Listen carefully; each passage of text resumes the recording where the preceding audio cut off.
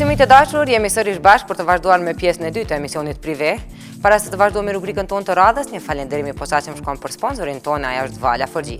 Ndërkaq, ju mund të klikoni edhe në faqen tonë zyrtare në kanalin YouTube me Prive Klan Kosova, e duke mos lënë anash edhe portalin i cili ju sjell më të reja të showbizit shqiptar, prive.al.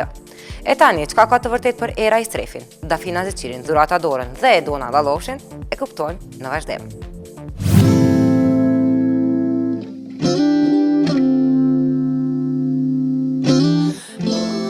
Dafina Zeqiri dhe Dhurata Dora në bashkëpunim, kjo është e vërtet.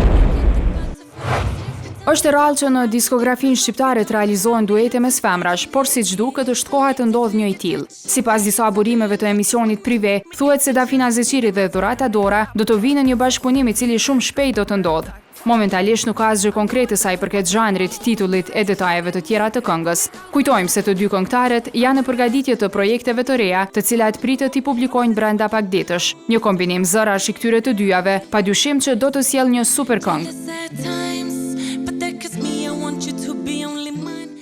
As kur zemra u lëndua, qielli i mu e rësu. Edona Lalloshi lind me operacion, kjo është plotësisht e vërtet.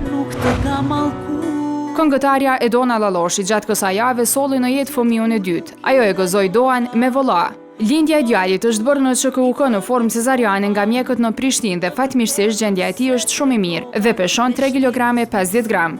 Mirë është edhe vetë Edona. Nënë e birë janë liruar nga spitali ku qëndruan gjithsej 4 ditë dhe gjendën në shtëpi pranë vajzës dhe bashkëshortit Gazme. Kovera u realizuan me këngën e saj.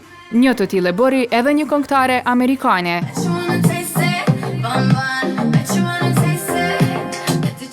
Është kjo Aiden, e cila bëri një snap derisa po e shijonte këngën e Era i Strefit. Aiden njihet me hitet Till It Hurts, Love More me Chris Brown e të tjerë. So we get it.